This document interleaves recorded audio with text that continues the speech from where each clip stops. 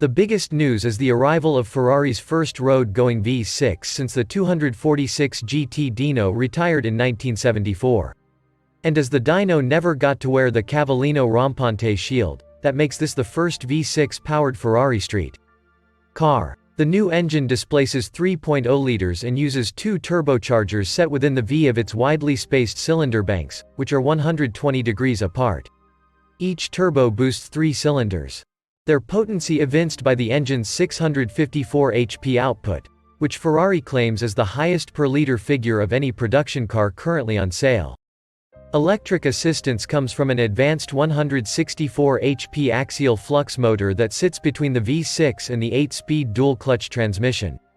A third clutch can separate the combustion engine from the driveline, allowing the 296 GTB to operate solely under electric power, though it can only do this for relatively brief periods at speeds of up to 84 miles per hour. The 6.0-kWh battery pack behind the seats provides an estimated 10 miles of range. Unless locked into its electric drive mode via the steering wheel-mounted selection switch, officially known as the e-Manettino, the GTB will fire the V6 to life if anything more than the top inch or so of the accelerator travel is used. Enthusiasm. At lower engine speeds, there's no mistaking the turbocharging, with an induction sound like a rushing stream, until the exhaust note and mechanical symphony grow loud enough to mask it. But the instant response of the electric motor means there is no discernible turbo lag. The electric motor actually dials back its contribution slightly as boost pressures build to keep the power delivery as linear as possible. With the powertrain giving its all, the 296 GTB feels every bit as fast as 819 horsepower suggests. The new car is less quick than the more powerful, all-wheel drive SF90 Stradale that sits above it in the company's hybrid hierarchy. But only slightly. Acceleration is wicked, and we estimate launch control will deliver a 2.9 second 60 mph time and a quarter mile in the 9s. And the 296 GTB's 121 lap time at Ferrari's Fiorano circuit is only 2 seconds slower than the Stradale. Despite its outlandish output and rear-wheel drive, this Ferrari, shod with street-friendly Michelin Pilot Sport 4S tires, exhibited colossal grip on Spanish mountain roads, the traction control using varying region from the electric motor to prevent slip without the need to wind back the engine. On the tight, dusty Monteblanco circuit near Seville, another GTB equipped with the track-oriented Assetto Fiorano package and riding on Michelin Pilot Sport Cup 2R tires had even better adhesion. But stayed benign as its elevated limits were deliberately breached. Rafael de Simone, Ferrari's chief development driver, was insistent we experience the 296 GTB with its traction control switched off. And the resulting yaw angles were expertly managed by the side slip control system. This car is no harder to drift on a track than a Mazda Miata.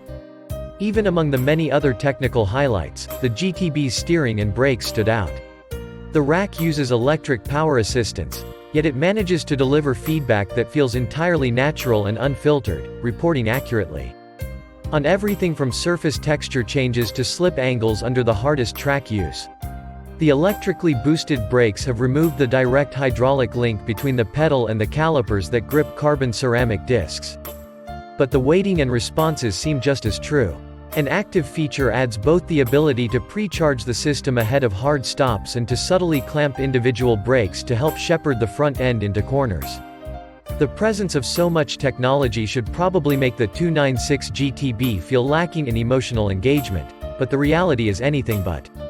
The assistance is invisible, helping the car to slow, turn, and deploy its enormous power, without diminishing the visceral excitement that comes from unleashing so much sound and fury. It isn't as raw as the V8-powered F8 Tributo that will sit closest to it in the Ferrari hierarchy, but the 296 GTB honestly doesn't feel like any less of an experience. The more obvious comparison is with Ferrari's other plug-in hybrid. The 296 GTB's V6 and rear-wheel drive position it below the 986 HP, all-wheel drive SF90 Stradale. The new car is also acclaimed 220 pounds lighter, smaller, and, to our eyes, more elegantly proportioned, especially when viewed from the side. The lack of all-wheel drive also means the GTB never suffers from the slight steering corruption the Stradale sometimes gets from its powered front axle. The 296 GTB's $322,986 price also makes it nearly $200,000 cheaper. It's definitely not $200,000 worse. The 296 GTB's cabin feels plenty spacious for a two-seater Ferrari, and there is even a respectable amount of luggage space in the front trunk. At the back, the glass engine cover shows off both the V6 and, in a very 2022 twist, the orange high-volta cables that take current to the electrical motor. Complaints are limited to small annoyances: a clumsy infotainment system and Ferrari's continued enthusiasm for putting all switches onto the steering wheel. The result is ergonomic confusion. Especially with audio controls, the headlight flasher, and the windshield washer fighting for space on the back of the wheel.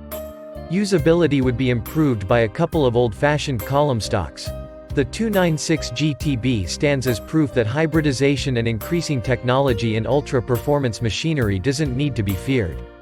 At least, not when Ferrari does it. It has taken huge effort to make something so complex appear so simple. A digital supercar that manages to feel almost entirely analog. It is both a technical masterpiece and as thrilling as any Ferrari should be.